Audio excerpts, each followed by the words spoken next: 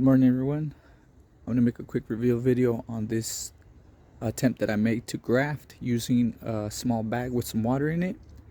Normally, you would just apply the graft and put some type of covering over it, some parafilm or some flagging tape, electrical tape, and that would be that. But on this one, I wanted to try a different method.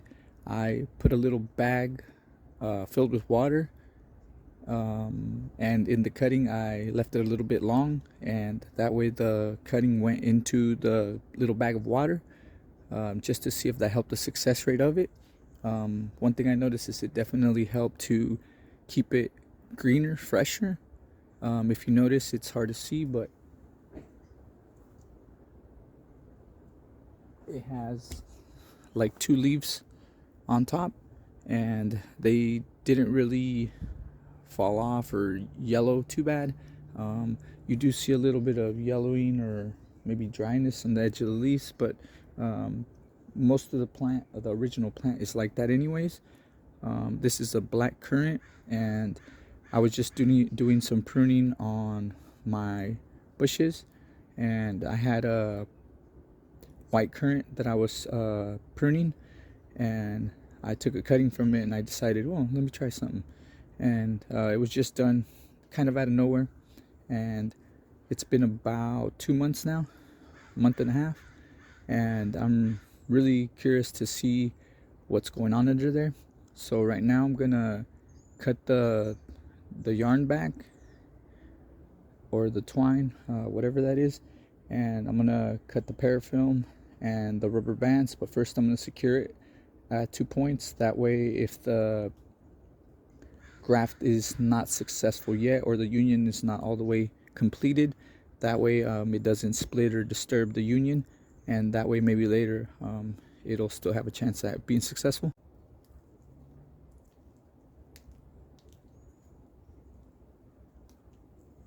Cut it off.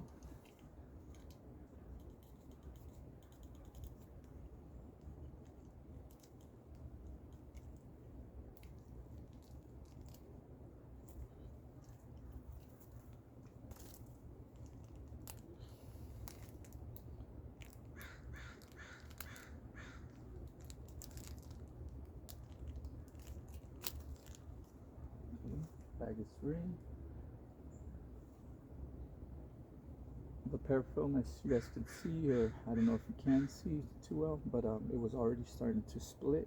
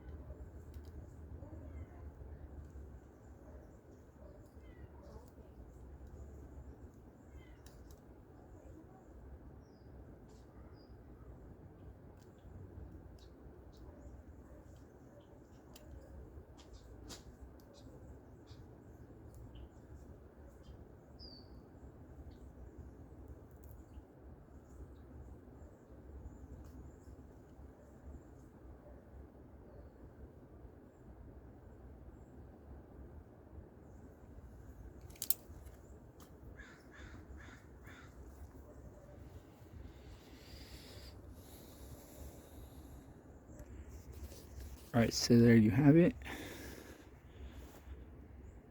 The leaves don't look too happy, but again, I've been cutting them off, but that's the blackcurrant mother plant leaves, and this is the whitecurrant grafted onto it. So they look about the same as far as, you know, it's towards the end of the season, they're winding down, so it looks like that. But like I said, I was gonna secure it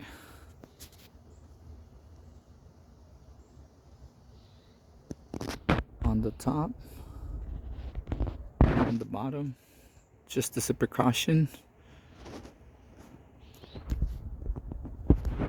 And I'm gonna call that a success, but we won't be too sure until, I would say, until next spring. If these go dormant and next spring it pops up nice and alive, then I would say it was all the way successful. But right now it's almost a for sure. See where it kind of wants to part ways because of the natural shape of the cutting. I try to join them where the two curves met. I had them tied down really tight.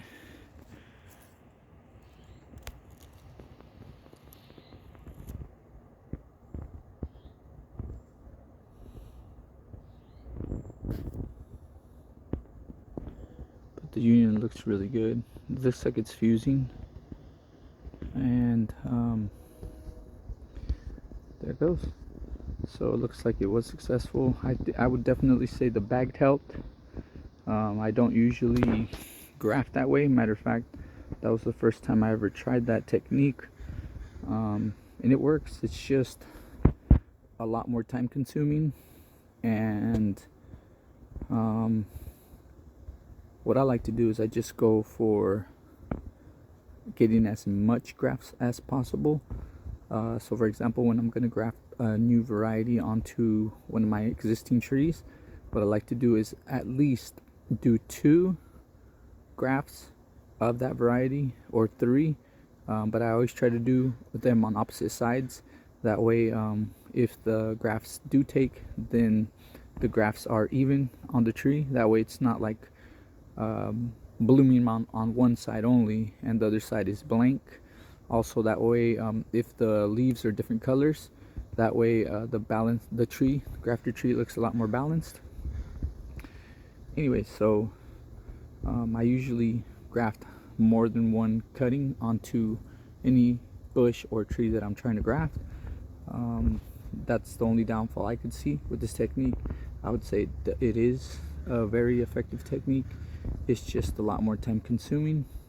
Either way, it's definitely another grafting technique that I'm going to be using a lot more now that I see that the results are good. I hope you guys like this video. Like, comment, subscribe, hit the notification bell for that way you're notified when I make new videos. But for now, this is it.